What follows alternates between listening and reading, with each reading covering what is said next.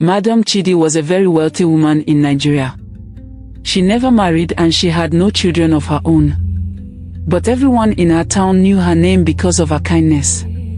While many people used their money for enjoyment, Madam Chidi used her money to lift others up. Every morning, she woke up with one question in her heart: who can I help today? If a child was sent home from school for not paying fees, Madam Chidi went there the same day and paid for the whole term.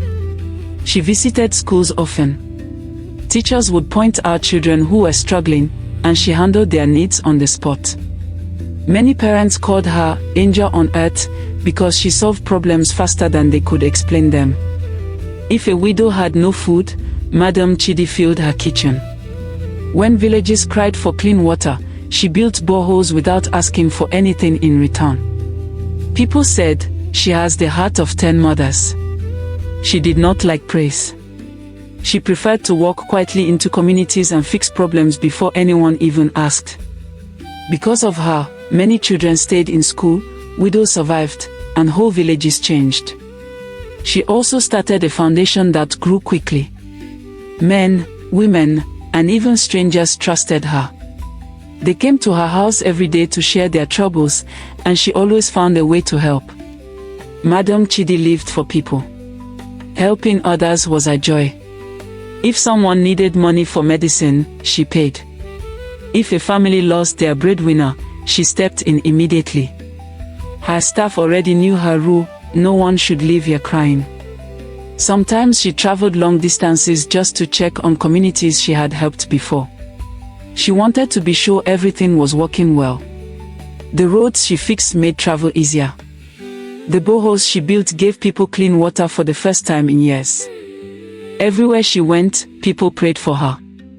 Madam Chidi didn't seek attention, she simply wanted to make life better for others. One hot afternoon, Madam Chidi decided to visit her home village. She wanted to see how the people were living and check if anyone needed help. As she walked from house to house, villagers came out with smiles, calling her name with joy. Many of them had clean water and better roads because of her past visits. She didn't rush. She stopped to greet the elderly, listened to mothers talk about their struggles, and checked how the children were doing in school. Her notebook was always in her hand, and she wrote down every problem she saw. When she reached a small mud house at the end of the village, she noticed something different. The place was too quiet. Inside, she found a worried couple and their young daughter sitting on the floor. The girl looked shy but very beautiful and sitting quietly in the corner. Her name is Kelechi. She was only 12, but her beauty was striking. Her skin glowed, her eyes were bright, and anyone who saw her would look twice. The parents explained softly that they were too poor to send Kelechi to school. She stayed at home every day, helping with chores while other children learned.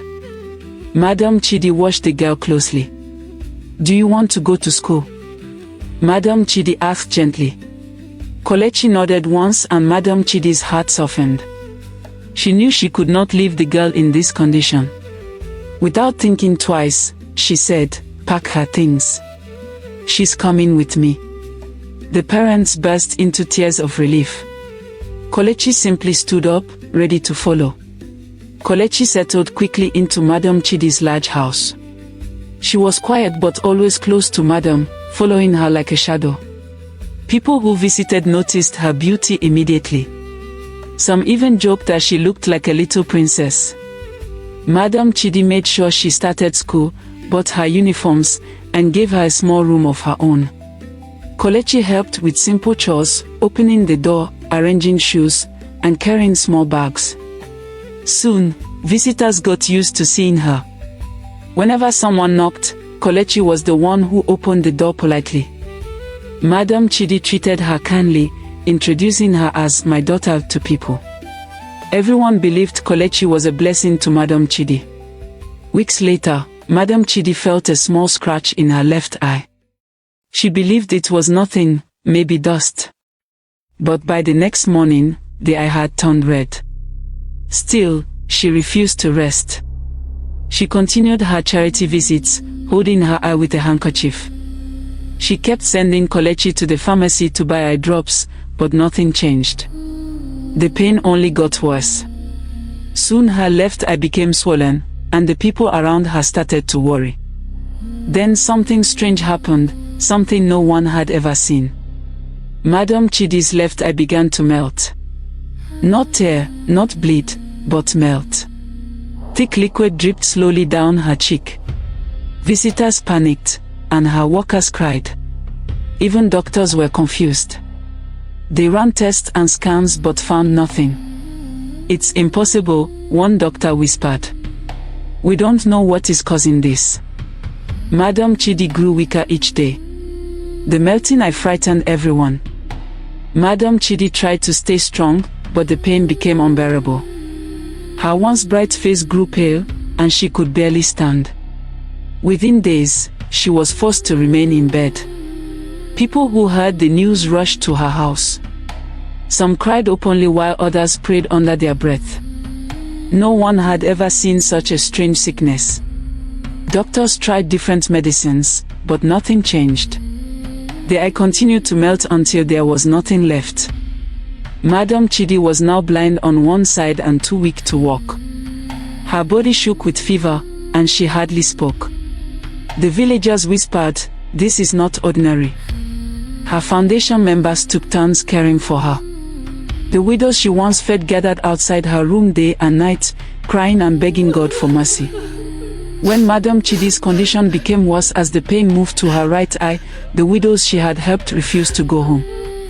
They moved into her compound, sleeping on the floor and crying day and night.